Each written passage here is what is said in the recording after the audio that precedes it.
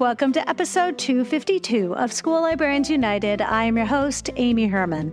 This podcast is dedicated to the issues and challenges school librarians face every day. As a school librarian in my 17th year, I knew I wanted a podcast which addressed the nuts and bolts of running a successful library program. I don't claim to have the answers, but I hope that this is a platform to share resources and exchange ideas.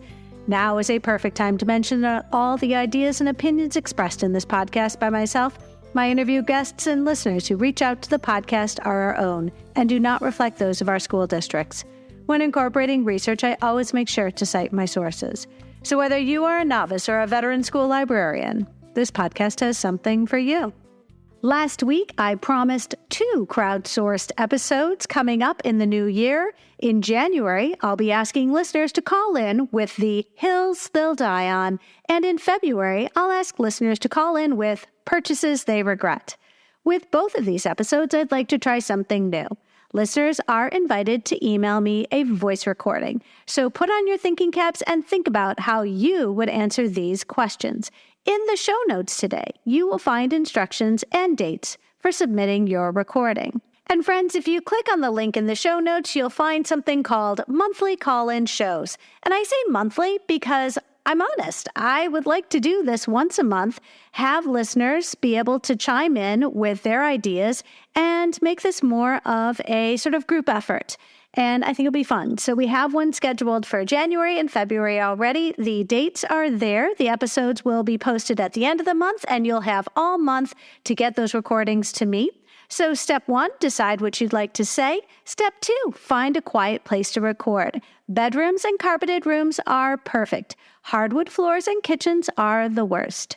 Hold your phone very close to your face. And notice I said phone. You absolutely do not need any fancy equipment. You don't need a microphone. You simply use a voice recorder. And if you don't have a memo recorder on your phone already, I include some links in the resources. Give yourself, a couple minutes to, first of all, introduce yourself, your library, and your location. You absolutely do not need to use your last name or the name of your school. For example, my name is Amy, and I'm a high school librarian in Metro Detroit. And then I would like you to state your position and defend it, and then you always have the option to include your social media or let listeners know how they can reach out to you and perhaps take a look at your library. And then I also include, if you wouldn't mind using an email to share this with me, to schoollibrariansunited@gmail.com. You may use any sort of recording file that works for you, like a WAV or an MP3, something similar to that. And in the subject line of your email, please put the name of that episode. So, Hills I'll Die On or Purchases I Regret. And by the way, I'd like to do this every single month. So if you have ideas of other kinds of things we can create each month, other topics that we can all chime in on, that would be fantastic. Include that in your email. I super appreciate it. Thank you so much. And also, if you've never gotten a sticker from me, when you submit your recording, be sure to include a mailing address, and I'll be sure to get you a podcast sticker. I will also include for you a little 4-inch badge ribbon so you can wear that to a conference if you attend one and you would like to do that. Thanks so much, everybody. I think this is going to be fun. I'd like to extend a very special welcome this week to listeners Deepti in India and Lila in North Carolina. So friends, apparently on November 30th, Spotify shares with users their personal top artists, genres, and songs of the year in something called Spotify Wrapped. And I don't use Spotify, but I know that a lot of listeners get their podcasts as well as their music using Spotify. And I do like Spotify a great deal, not because I use it, but because a lot of my listeners do. And so when I say, hey, you can listen on your phone, they look at me like, I don't know what you're talking about. I'm like, it's on Spotify. They're like, oh, that works for me. So friends, on November 30th, I got these great posts on X, formerly known as Twitter. And it was really fun because both Deepti and Lila had posted that Spotify had listed School Librarians United podcast on their Spotify Wrapped. And I was really flattered. And, every once in a while, you just need those little sort of reminders that everything you do matters and it just was really validating. So I'm very grateful. So thank you so much for including me and making sure that you share that on social media. I welcome you and all listeners to reach out with your feedback and episode suggestions. You can reach me either on Facebook, on X, formerly known as Twitter. My handle is at LMS_United. On Threads, you can find me at School Librarians United, and on Blue Sky at SLU Podcast, or the email address schoollibrariansunited@gmail.com. Be sure to listen to episode 224. I announce a sponsorship with Literati Book Fairs. And now a chance to hear from one of Literati's team members, Carissa. Carissa, thank you for being here today. Would you let us know, what do you do at Literati? Yeah, so I'm the creative director at Literati. I oversee the brand vision and the creative direction for all of the branded content and customer-facing materials across all areas of the business. So that includes mostly our book fairs and our kids' book clubs. So I oversee just a really talented team of designers, writers, video producers, and social content creators that all come together to bring customer experiences to life through well-crafted, engaging content materials that really aim to help kids fall in love with reading and support librarians in running amazing book fairs. You know, I've just gotten acquainted with the Literati website. Do you have anything to do with the Literati website? Yeah, actually, I designed that myself. So I designed the design template, and I worked with a UX designer, and we kind of brought the whole thing together in the course, I think, of about 2 or 3 weeks. So I am very well acquainted with the Literati website. Well, and I'm going to be quite honest, because librarians are really critical of user interface. And when the user interface isn't intuitive, we get, really critical about this. And especially from people we work with, especially when it involves fundraisers that we might be involved with, we're going to be engaging with Literati through the website. And it really is vitally important that it's intuitive and we can follow along and it makes sense and it's easy to use. Literati has put a special emphasis on design and theming. Can you tell us how the themes come to life and what your team does to make Literati Book Fairs such a special experience? Yeah, so actually one of my team's favorite things in the world to work on is developing these new themes for each book fair season that we have. We basically get to invent an entirely new concept, design, and look and feel, and create a whole new special experience for kids every time that their book fair comes to their school. We know that the book fair is such an exciting time for kids, and so we know it's really important to make sure that the book fair is as high quality as possible and is super fun and special. So we take a lot of care in crafting the concept, the illustrations, the design of our themes, and we strive to make all of the materials and activities for the fair as engaging and as interactive as possible. So they really help spark a greater interest in reading and finding these new books at their upcoming fair. Carissa, that's fantastic. I hope you plan on coming back to the podcast and letting us know what you and your team are working on next. Yeah, thanks for having me. Friends, be sure to tune in to learn all about Literati and their very generous offer. Librarians who book their Literati Book Fair for this school year and mention the code UNITED when booking may qualify to receive a $500 gift card to Titlewave. Visit the link in today's show notes and call the Literati team to see if you qualify. And now a word from our sponsor, Capstone. Capstone is an innovative publisher and education technology provider of children's content for school libraries, classrooms, and at-home learning. Home of the award-winning PebbleGo research database, Capstone has a passion for creating inspired learning and intellectual curiosity in children, and I'm so excited to be working with them. I'm also grateful to Capstone for their continued commitment to support the podcast in Season 6. They are offering listeners of School Librarians United a very special discount. Visit shop.capstonepub.com and use the code UNITED to get $20 off an order of $100 or more for both print and Capstone interactive ebooks. That's code UNITED for $20 off an order of $100 or more for both print and ebooks on shop.capstonepub.com. And now for our episode, Black Girl Magic, and my conversation with Lynair Miller and Lauren Mobley.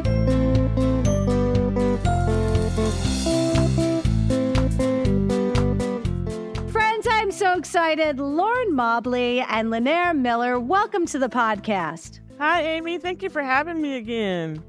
Thank you so much. Thank you for having us. Friends, we are so in for a treat right now. If you haven't heard Lauren's first 2 episodes, episode 173, Tales from a First-Year Librarian, and episode 179, Reviving Our Libraries, which Lauren recorded with Wendy Cope, be sure to listen to those episodes. You will be entertained, and you'll understand why I absolutely had to have Lauren back on the show. So, it's wonderful to have you back here. Lauren, thank you so much for coming back. Oh my goodness, are you kidding me? It's, you were actually my Spotify #1 listened to podcast. Yes, for real. So it is my pleasure. Always a joy to hang out with you, Amy, whether it be online or in person. You're so cool and fun. Yeah. Before we dive into today's topic, Lauren, I have to congratulate you. You are a podcaster. Please give listeners the details, because there are a lot of listeners who would love to have another podcast that they can add to their list of things that they do to connect with school librarians everywhere. So give us the details so listeners can add your podcast to the list of podcasts that they enjoy listening to. Yeah, so throws confetti. I started my new podcast, Library on Lock. I have 1 episode out. When this comes out, I might have 2 or 3. And so it's basically me just hanging out with friends who are librarians and educators and talking all things library, just being silly. And it's Library on Lock, but it's also LOL, because we're just really being goofy and just. Oh, I see what you did there. LOL. You see what I did there? It's witty. That's what it is. But we're just having fun, and you can find it on Spotify, Apple Podcasts, and hopefully on Google now. They were acting kind of janky earlier, but it should be up soon. Well, and I know that listeners will be curious to know, are you looking for feedback from listeners? Are you looking for episode ideas? Are you looking for people who might be interested in suggesting like topics or even a guest or 2? All of the above. Okay. So on my website, mobleyinthemix.com, they can, of course, find episodes that they can listen to, and they can send me suggestions I have like a Google form. Send me your ideas. If you want to join me one day, or if you have an idea, please let me know. Of course, always on social, if you want to tag me or DM me, the DMs are open too. No weird DMs though now, just podcast stuff.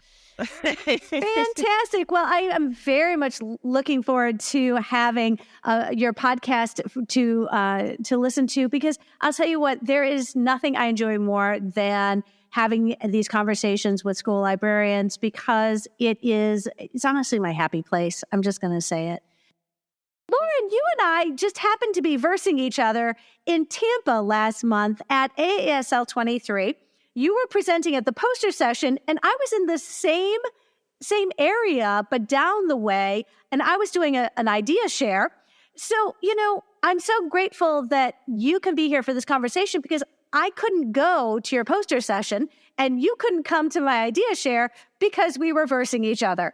I'm grateful that you're here, and when I talked to you about this, you said you absolutely had to have your presentation partner, Lynair Miller. Lynair, welcome to the podcast, and thank you for joining us today. Hi, Amy. Thank you so much for having me. I'm so excited to be here to share our project with you, our presentation with you. So, Lynair, I'm going to put you on the spot. Listeners, if they want to learn about Lauren, they can go back and listen to her past episodes, but we're just meeting you for the first time. Would you introduce yourself and tell everybody a little bit about your library, the ages of the students you support, and something that you really like about your program? Okay. So my name is Lynair Miller. I am one of the district coordinators in Atlanta. So I unfortunately no longer have babies of my own, but I come from an elementary school library. This is my 2nd year serving in this role as district coordinator. So I'm excited. I have the opportunity to support the media specialists in our district and visit all of their school libraries, support them with programming, with building their collection, and just creating and building, cultivating the joy of reading in their schools. Love it. I am blown away by the Metro Atlanta area. I am aware that you are an absolutely just growing exponentially every year. Can you give us an appreciation of the size of your district? Would you let us know how many elementary schools you have, how many middle schools, how many high schools, just for perspective? Oh, wow. Okay. So in terms of our traditional public schools, we serve about 70 public schools. Yes. So we have about 30 elementary schools, 15, and you're putting me on the spot, so these are rough estimates, 15 middle schools and 9 high schools. In addition to those are just our traditional schools. In addition to that, we have charter schools, we have partner schools, and we also have non-traditional schools, which encompasses a lot. Yeah. I think I came from a district with 9 schools in it. Before that, I came from a district with 5 schools in it. I think my current school district, I think we have 7 schools. Oh, wow. Wow. So when you asked me, I started calculating in my head. I'm like, okay, there are 9 clusters, 9 schools. And appreciate each of those districts had a superintendent, had a director of curriculum, had a director of elementary curriculum and secondary curriculum, and every one of those has a technology coordinator. And so understand it's a very different way to do things. I'm just incredibly, I try to wrap my head around the sheer numbers of people that you work with, Lynair, because back in September, I interviewed Patricia Alvarado, and she is the district coordinator for the Dallas Intermediate School District. And similarly to you, you're dealing with an amazingly huge and continually growing district. And it's just the sheer scope of that, I'm in absolute awe. So, I'm curious because I appreciate you don't have a single library that you oversee. Can you tell me, what are some of the things that you find most rewarding about being a district librarian? Oh, wow. So I will say the most rewarding thing has been working with our brand new media specialists. Last year, we were in a very unique position where we had 30 brand new first-year school library media specialists. Yes, 30. And so to have that come to our district was exciting in a sense that it was new energy. They were excited to learn. They were excited to just bring the library, the programming to life in their schools. And so that has been the most rewarding part to me, is being able to have that impact, not just on one school, but on several schools. And hey, Lauren, maybe those new librarians need to listen to some podcasts. I hope so. Lynair, send them my link. They do. They do.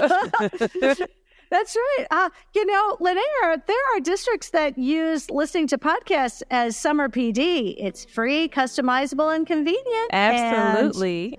And all you have to do is talk to your higher ups and make sure that you can get those continuing education credits.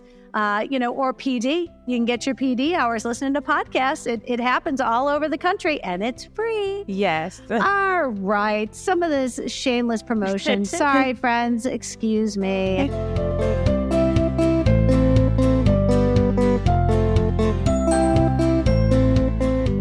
I'd love to hear about how the two of you decided to team up and what inspired you to generate this poster.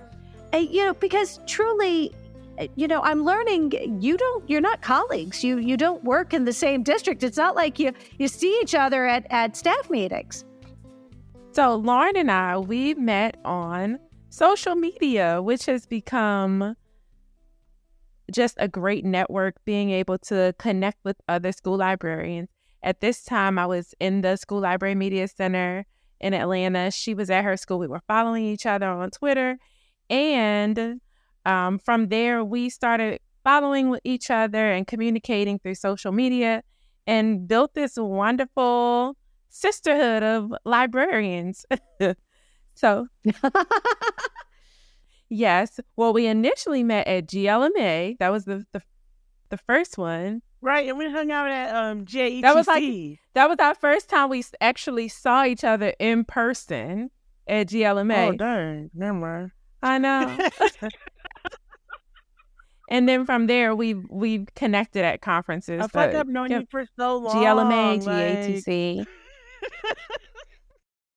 I love that. So, but you had to have had a conversation leading up to this, hey, would you want to present at AASL? What do you think, Lauren? Oh, yeah. So I saw the conference and was super excited about going this year because I had missed it in 2021 when I was just starting my librarian journey. And so I was like, oh, I can't wait to go to this conference. Oh, should I present? Presenting seems like a lot. So then I found out about, right. So then I found out about the poster sessions. I was like, this seems like something I could do. This seems kind of manageable. I was like, okay, I want to do it, but I ain't trying to do it alone. I need a partner and I need a topic. Lynair, what you doing? Aren't you going to ASL? We should present together. We should do a poster session. And so then she was totally on board for it. And we just tried to come up with some ideas. And so I don't even think Black Girl Magic was our first idea. No, I think we were brainstorming tons of different ideas, and that was just where we landed. Right. We were like, this is good. This is good. This is it right here. People are going to want to see this. People need to learn about this. We done struck gold with this one. Well, and I got to tell you, I could not see across that room because you and I were in the same space. And I don't know where you were somewhere across the way. I was on the ideas share. You were on the poster session side, but it was packed with people the entire time. And, friends, I got to tell you, it was one of my most favorite formats because it is informal. And it's got the feel of like a science fair because everybody's got their space and they are invited to engage and talk with people as they walk past to learn about the topics and to ask questions. But it's super informal, super casual. It's 2 hours long. It's nonstop. And it's just this frenzy of ideas and inspirations. And if you see something, you can stand there and get a lot, or you can move on and get something else. I mean, you just sort of shop. It reminds me of going to like a craft show and deciding where you're going to invest your time. So, I'm hoping that you could demystify the poster session sort of format for listeners. I think there are those who are tuning in right now who would be interested in presenting at a poster session in the future if they could conceptualize what this entails. Because in my mind, I see you carrying like one of those rolled up, sort of architecture, sort of, cylinders, but that's not the case. So could you work through how you actually shared this information, because we're the beneficiaries of that. We are going to be able to do this poster session here on the show today for our listeners. Oh, no, that was definitely the case. I had a big rolled up too. She did have that rolled up too. that I had to carry through the airport. And then I got to the plane and was like, hey, is it okay that I brought this big tube? Like, I didn't check it. Can I just put it under my seat? They're like, sure, whatever. But I was lugging it around. So you did get something printed out. The large posters. I had the small book covers, like the 5x7s. But she had that architectural. Yeah, we had two 24x36 posters. Oh my gosh. They were massive. And when we were figuring out the poster, we were like, how is this going to work? So they sent us the dimensions for a huge bulletin board, 4 feet by 8 feet. And they're like, this is your bulletin board. You'll have a table and you can set it up however you want. And it's like, oh, we need to use all this space. We got to fill it up. And so we did. So can you describe what I would have seen had I been able to walk past and see you? So if you came past, you would have seen the two posters, the two large posters, and we didn't want any dead space. So we filled it. We actually had more book covers than we could fit on the board. So we had, the rest of our space was filled with book covers, ranging from titles for elementary, middle, through high school. Can I just ask, would it be possible for, I'm sure you took some pictures of your session. If you wouldn't mind putting those on maybe just a Google slide, and we can put those in the show notes so people could see what it looked like when people would walk by and look at your poster session. Would that be okay? Absolutely. Absolutely. And we cannot forget about Lynair's carefully crafted and cricketed golden letters that she affixed to our bulletin board. Because it said Black Girl Magic in gold, because it was stellar like that. We have to have pictures. With the cricket. Okay, we have to have pictures. I didn't realize that, Lynair, you came with cricket skills. It means that it's kind of like, there's always that person who has a pickup truck and they're always getting asked for favors. Lynair, is that what it's like, where people, they know you have a cricket and you're like always doing like cricket favors for people? Oh, yes. Letters, signs, tutorials. I am the cricket queen. Excellent. Well, there are worse things to be. All right. So, I love that you so generously have shared your poster session with listeners today in our show notes. There were about 2,000 school librarians attending AASL23 in Tampa who would have had the opportunity to participate in the poster sessions offered. And today, we're linking everything you've done in our show notes. So I just, on behalf of all the people who get to enjoy the fruits of your labor, when you realize all the work that you did to get ready for AASL 23, we're now like double dipping. Like we're just gonna throw this out there again and get all the props and all the kudos to you for doing this hard work. It's our pleasure. It's our pleasure. We just, really want to share this Black Girl Magic and help everybody improve their collections so that they're more diverse and inclusive. Well, and, where did this begin? You came up with the idea and, walk us through, what were some of the first things you decided to do? What were some of the non-negotiables, the things that you absolutely needed to be able to share with the attendees? So we started the idea with, we started with the books. We want to give them a list of awesome books of Black girl protagonists that are in fantasy, thriller, sci-fi. We want to give them picture book options, middle grade options, Y options. They're like, okay, we're going to give them all these amazing books. But let's take it a step further.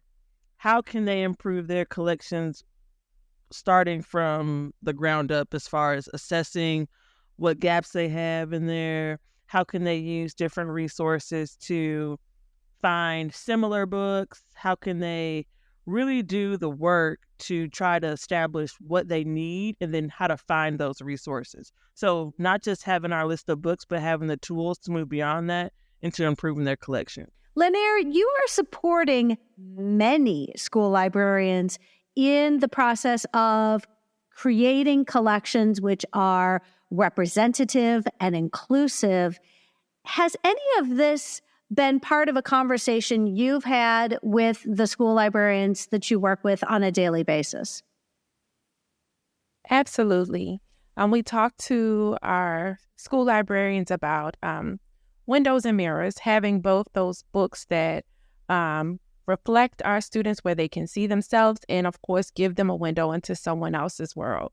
And so when we talk about the books and curating collections in their spaces, like I said, this is a brand new concept for a lot of our media specialists. And so we led them with 3 things. We said, you want to make sure you have student recommendation, teacher, and professional recommendations.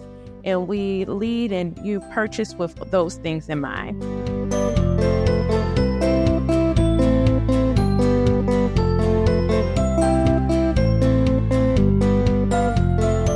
Well, I love that because, you really have to consider how you're going to build this collection and getting that feedback from, I will say it, getting that feedback from your stakeholders. Students are stakeholders. They absolutely are.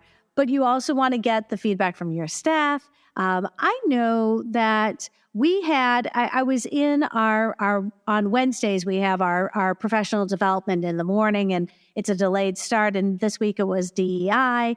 And it was, I'll be honest, there is no mystery as to how I'm spending what, in this case, it was a grant that I had received, because I make sure that those new books are out and available. And I don't have to do anything but make sure, when we have that meeting come through and all those teachers are in there and my administrators are there, you better believe the first thing they see when they walk in the door are all our brand new books. And making sure that the guiding principles of making the collection as representative, inclusive, and diverse is evident to anybody who walks into my space today. And that's incredibly validating because I don't have to remind anybody. The books speak for themselves as they are on display for everybody to see. So, let's go ahead and talk about the books, because for you have this affinity. You've pulled together these amazing, like, shopping lists, if you will, of books that you have come to love, your students love, and you love them so much that you made them part of your presentation. Can you go into a little bit of detail as to which books you decided to showcase in your recommended purchasing list? Because that's how I look at it. When I look at any time, I highly value whenever a school librarian puts together a list of recommended titles. What is it that you felt made these books ones that you would want to share on a list for other school librarians to then replicate in their own space? And let's go ahead. Lauren, do you want to start? Sure. So it was important. Well, oh my gosh, there were so many books. Like Lynair said, they went off the board and onto the table because we had so many. And honestly, although we had so many, we feel like there's space for so many more in the world of Black author publishing, that we would love to see these titles, just continue to grow, and for librarians to continue to purchase them and put them in their libraries. So what we wanted to consider when we got the books, or when we selected the books, was ones that were we thought they were great, like our favorite books. And we wanted to make sure that the authors were own voices. So we tried to pick mostly books that had own voices, that were telling those stories. And what else, Lynair?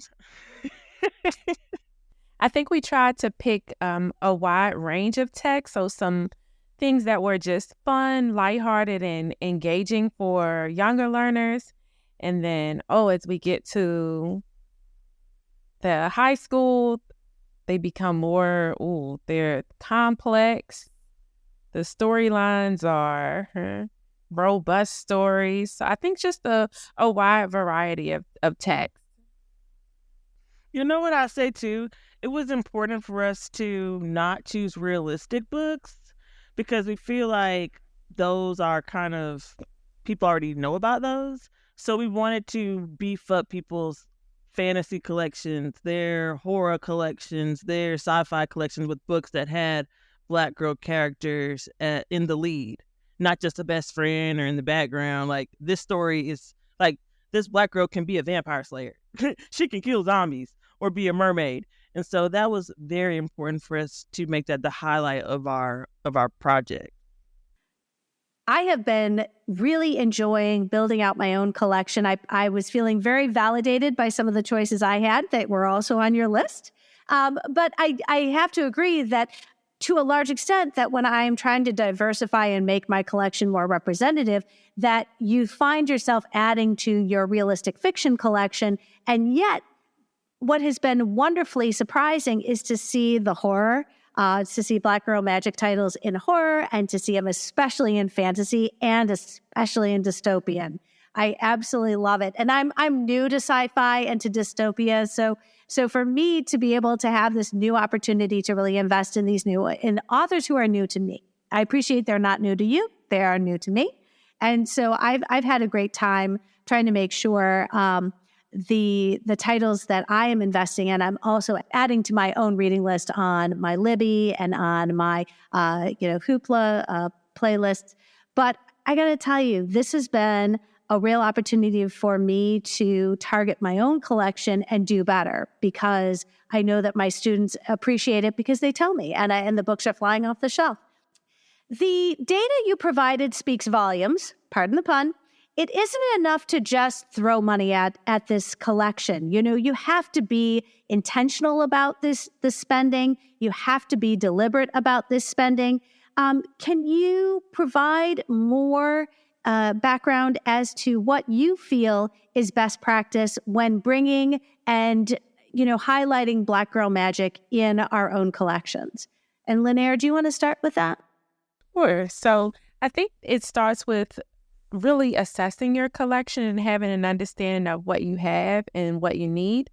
I know in our district, we use Titlewave, and we always have our school librarians to pull the title-wise analysis to really have an understanding of the age of their collection, the diversity in their collection, and use that to assess gaps that they can fill.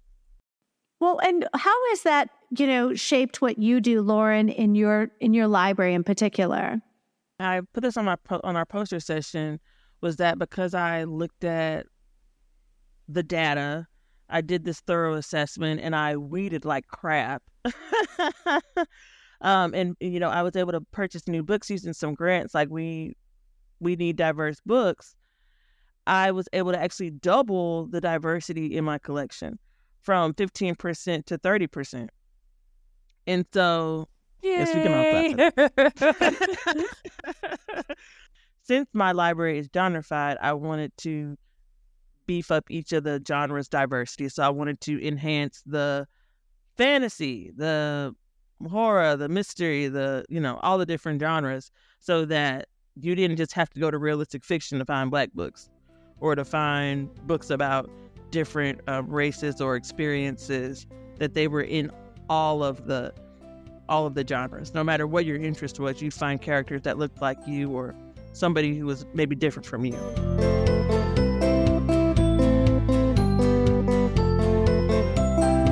Well, and I like that you mentioned how important weeding is, because I have to imagine that in a collection, which unfortunately they become dated, there might be some harmful or stereotypes which are being reinforced.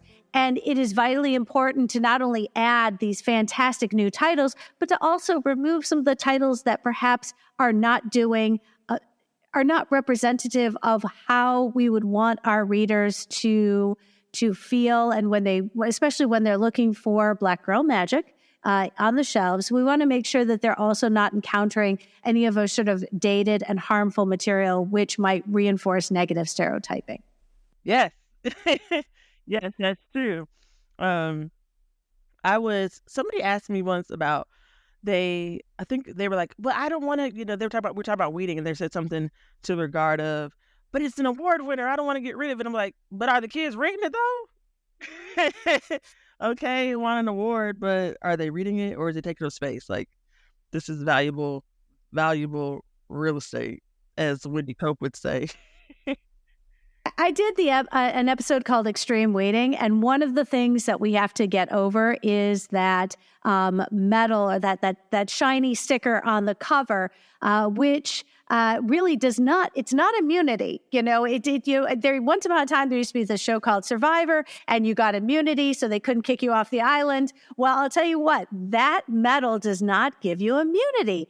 And during the pandemic, I got to weed a collection, and I kid you not, if a book had a medal on it, and I could go back to the 40s and 50s in this collection. This was in 2020 when I spent this time weeding a collection, which the librarian who had retired after sort of maintaining that space for about 14 years. And it was so just, you knew the collection was just getting better just by taking those books out of circulation. But again, they were medal winners. And I have no sense of obligation to read anything that's won a medal because life's too short. And when it comes to me and my reading goals, I want to make sure that the books I have on my listening list and the list that I want to purchase from are books that I have a fairly good sense that I think there would be an audience for in my school, and that there'd be readers who really appreciate seeing themselves on the covers of books.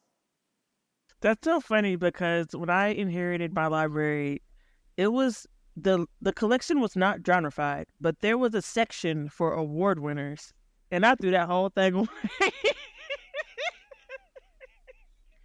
Somebody said, get rid of your classic side. Like for those of us who've genreified, do not have a classic section because the classic section is where books go to die. I've heard some mixed reviews about that too. Or a fresh approach is taking like the graphic novel adaptations and putting them next to it. But yeah, just the classic solo dolo, they rotting over there. At least in my school. I think it's really important, friends, that your poster used graphics in terms of like your data representation. I think that administrators respond to data well, and it's one of the easiest ways to provide convincing documentation that this is warranted, that having, making these types of modifications to your collection are vitally needed to provide that representation, the diversity in our collections, in fairness to all of our students. They deserve better. I agree. And I think for our district, we tell them, that's how we advocate for, even though you should get your budget regardless, but this is the point. This is your data to advocate for what you need. So I want to ask, let's talk about gauging student interest. I was fascinated.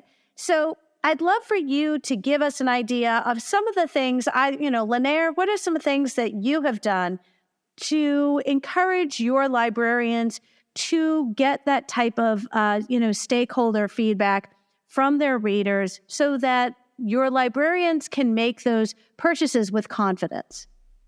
So we always start with student interest. Number one, we say that is the very first place you start with. Understanding what your students, what they like to read, what they want to read, what they want to see in the library. And so we encouraged this year all of our media specialists to start off with reading identities and having an understanding of who the readers are that you have. And so there was flexibility and autonomy. We provided them with some templates that they could use. But the elementary school students, the very simple, I like to read stories with animals talking, smiley face or sad face. For our middle school students, this or that. For our high school students, more I like drama. So giving them a variety of ways to express themselves. Some students did posters, just talking about, I like to read at night. I like to read outside. But giving our media specialists the opportunity to learn more about the readers that they have so that they could purchase and make decisions with the students in mind.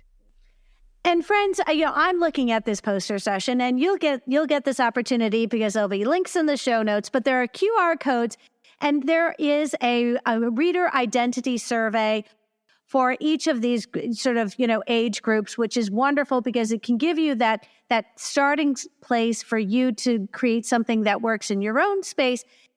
And, I'm just going to ask because I can.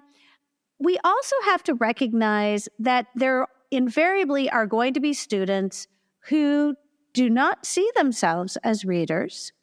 And I think it's vitally important that we have a way to have them still feel very included and welcome in this space. I know we have to be very careful in how we celebrate our readers in such a way that does not leave anybody feeling like they aren't included in that group. What has been the solution for you when you talk to your librarians, Lauren, when you talk to your students, when you encounter students who really just, they're not on board with identifying as a reader? Right. So I'm all about, what do you like to do? What interests you? So at the beginning of the year when we'd have orientation, I really tried to structure my reading survey where it was kind of just like a get to know you. Like, what do you like to watch on TV? Have you read any books lately? If so, what were they? But if not, what type of music do you like? Do you like sports? What sports? And when they say soccer, it's like, okay, now I get some soccer books. See what I did? Or I had a student who last year and this year, he brings me legitimately every day a picture of Sonic the Hedgehog. And so, did he tell me he liked to read Sonic? No. But he's bringing me these pictures, and so I bought all the Sonic books. And so when he saw them, he gave me a hug, and like he was so excited, and that it really made me just feel so special. And like, I got you, I figured you out. And I guess it was like a glaring red sign that, hey, I'm drawing Sonic every day. Clearly, I like Sonic. So, but yes, even their outfits, like things they wear. Oh, you got on a Tupac shirt from, I got a Tupac book? What? Like, stuff like that.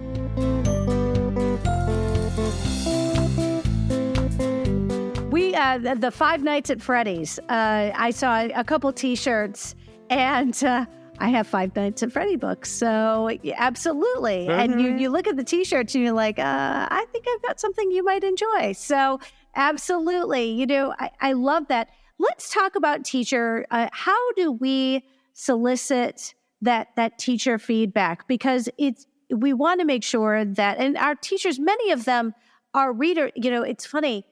I'm always surprised at when I and I shouldn't be, when my colleagues come up and talk to me about the books that they love to read, because in my head, I know that my ELA team is going to have some strong, they're going to have some strong opinions about the books that they want to read.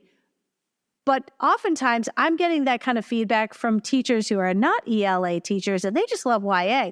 One of my building clerks reads YA and is just inhaling those books, and then brings them, whatever she feels we can put in the library, she donates. And I was like, okay, so my building clerk has become like my biggest source of ideas of things that I should include in my collection. What have you found, Lynair, when it comes to advising your librarians on making sure that those teachers also have an opportunity to give shape to the collection that supports the school where they are?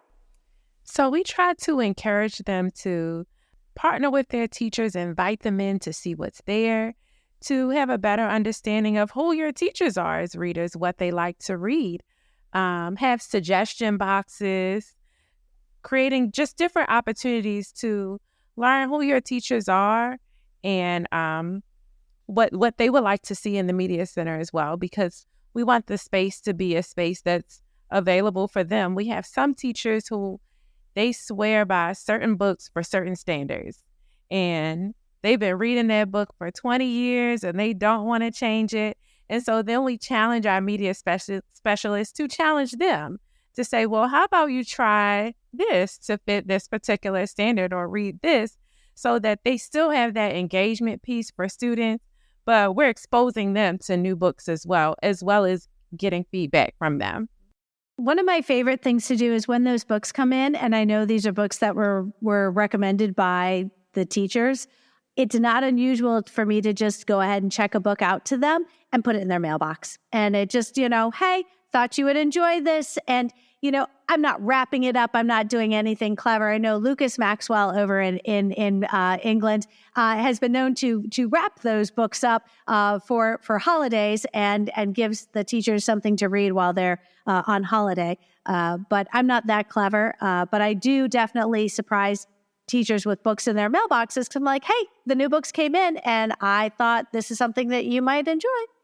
So let's go ahead and talk about those professional recommendations for a minute, because I think that when it comes to generating our purchase orders, this is an important, consideration. Would you speak to how the professional recommendations have really helped you in making sure that your collection is representative and especially when it comes to featuring that Black girl magic?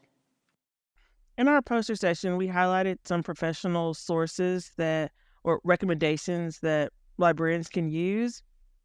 But we also mentioned that you don't have to pay for these all the time because you can access their professional reviews on the book purchasing websites. So instead of getting us, and I don't know if they're going to try to come for you, Amy, the companies.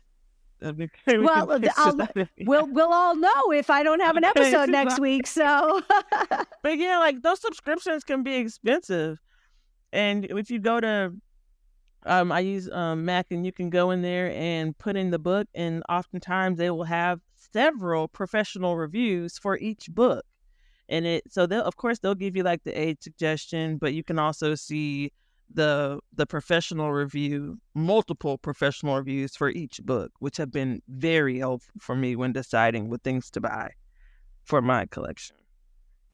Well, and little pro tip, because friends, we all have state organizations that oftentimes provide digital resources through taxpayer-funded, resources to support our public libraries. And at least I know in the state of Michigan, they provide many of these subscriptions in the digital resources for the school librarians. So it would be worth looking into your state organization to see what types of digital resources they might support, provide for their librarians as well. But, I love that you've also included other sources of recommendations, which are perhaps less formal than the publishers like Hornbook and Kirkus and School Library Journal. But can you give us some other great places to find those recommendations, Lynair? Absolutely. One of my favorites is Goodreads. I love Goodreads so much.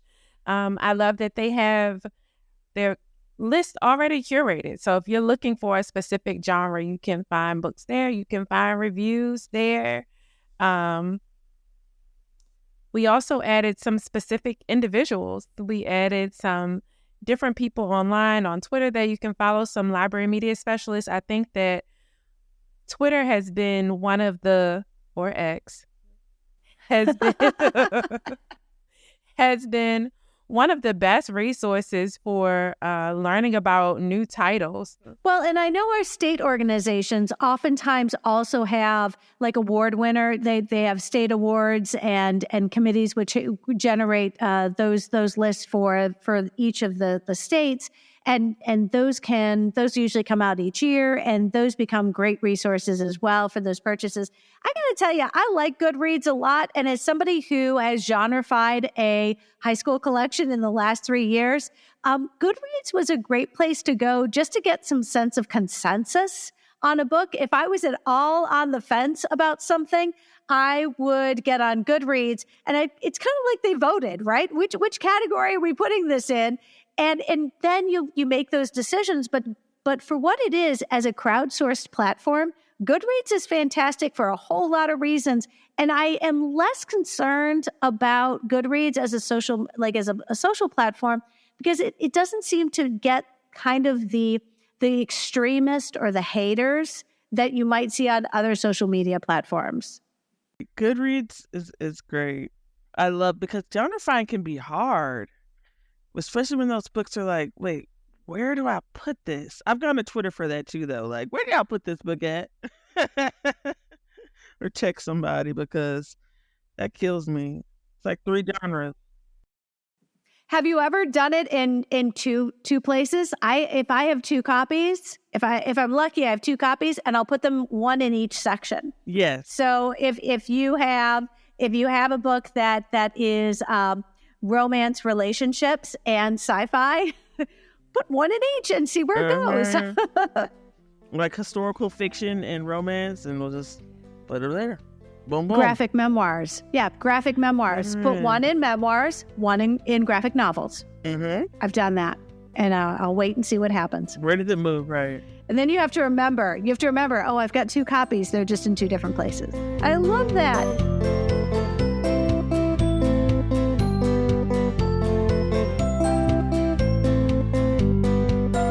So, let me ask you, because I'm really curious. I think I know the answer to this question, but given that you've done a poster session, what's the likelihood that you would do another poster session in, say, perhaps your state organization, or again at AASL or maybe ALA?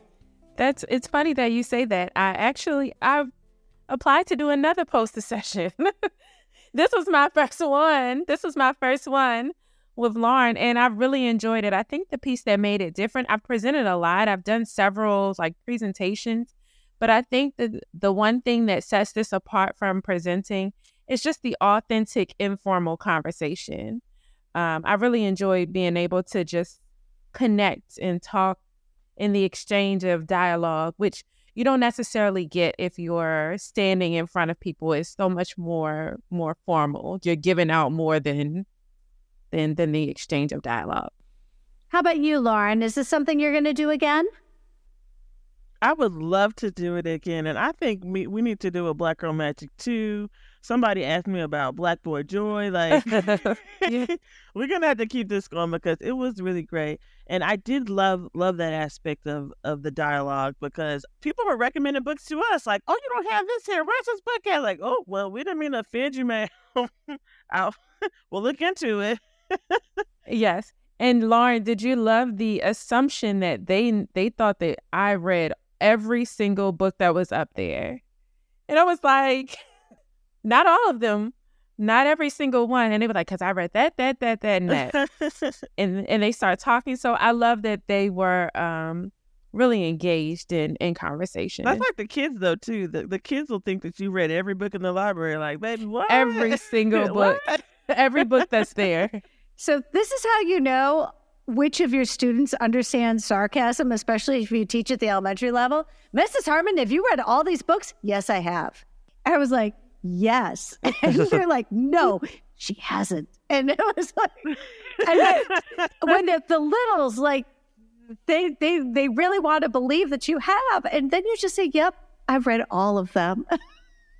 "No, you haven't, Twice. Mrs. Harmon." "Oh, you're Twice. right, I haven't." But I think what's fun about the poster session is that you are, and I know as somebody who has regularly sat in an audience, I'm having that inner dialogue when the presenter is talking. I know I am. I'm sitting there, I'm right there with you. I'm having that inner dialogue. The difference is in a poster session or an idea share, like I did, you're saying those things out loud. You're engaging with the other person and being able to feel validated and seen, both seen and heard when we are going to something like that, because you become an active participant in your learning.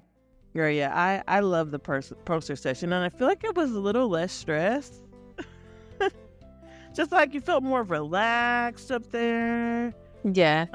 Didn't feel like you were in a fishbowl. And time flew. I don't know about you, but time flew.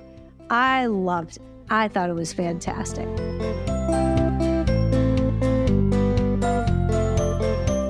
Friends, I'm so grateful that we've been able to share this conversation, the poster session, which, selfishly, let's be honest, I didn't get to enjoy when I was at AASL23 because I was across the room doing something else. So selfishly, I wanted to make sure that we gave space and time to this important topic. And I'm going to say right now, there isn't one person listening right now who can't benefit from the amazing resources which are in the show notes today, the fantastic recommendations that have been given by both of our librarians who truly understand how important it is to have and celebrate Black Girl Magic in all of our collections.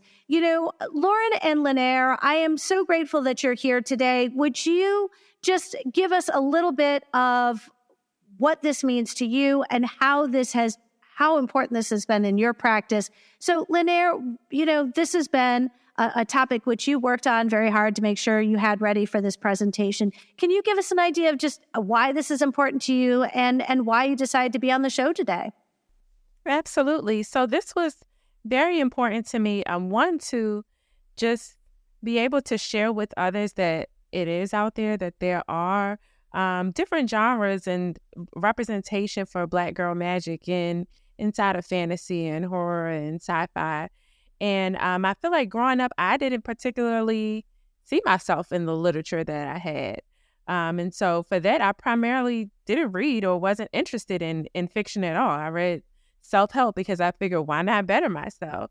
But I believe that with, this literature being accessible now, that it really brings me back to the joy of reading and reading for enjoyment and being able to see yourself in literature.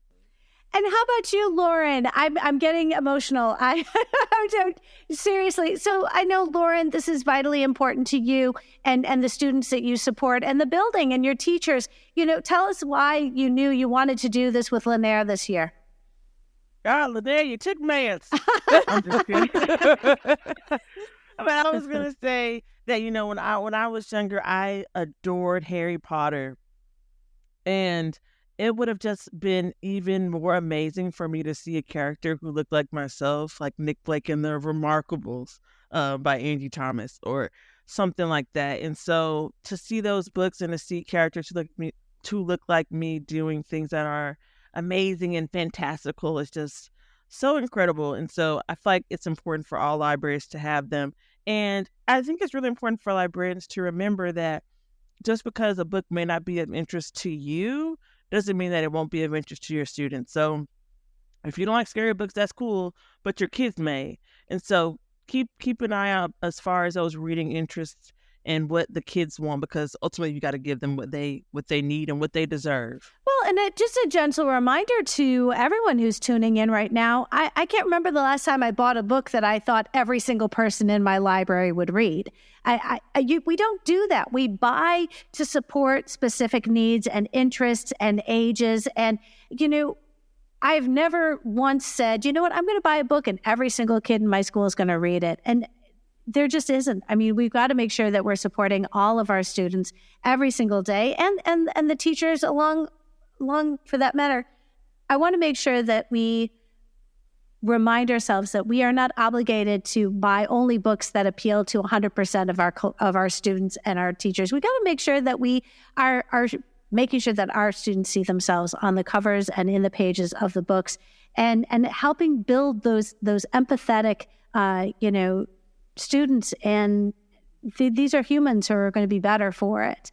So, Lynair, would you give listeners an idea? How can we find you on social media? I'm always building my PLN. It has been why I'm a better librarian today. Would you let listeners know where we can find you on social media?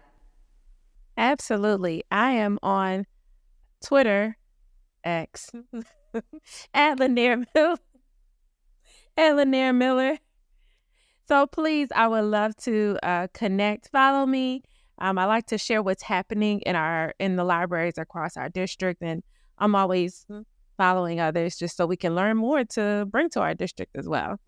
Fantastic. And Lauren, do remind us where we can find your podcast, remind us the name of your podcast and where we can tune in, and then also where we can find you on social media. So the podcast, you can find the podcast Library on Lock on all streaming platforms, I hope. And again, give me grace because it's new. And you can find me online on Instagram and Twitter under the handle Mobley in the Mix. My website is mobleyinthemix.com. You can find the podcast or email me from there as well. So please connect. I'd love to hear from you, your ideas for episode suggestions or anything like that. Fantastic. I wish you both a very happy 2024. We're coming into the end of this year. I hope it is a celebration that you can all enjoy, and I look forward to our paths crossing in the future. Amy, thank you for having us. It was so much fun. Thank you. Thank you so much for having us.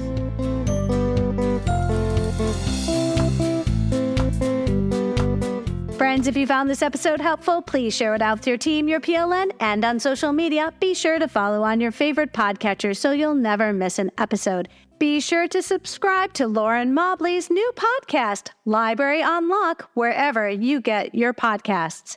One last friendly reminder, Use the code UNITED to take advantage of Capstone's generous $20 discount off an order of $100 or more, and librarians who book their very first Literati Book Fair and mention the code UNITED when booking may qualify to receive a $500 gift card to Titlewave. Visit the link in today's show notes and call the Literati team to see if you qualify. Friday, December 15th will be the last episode of 2023. The topic will be quiet advocacy and my conversation with Ashley Cooksey. I hope you will tune in.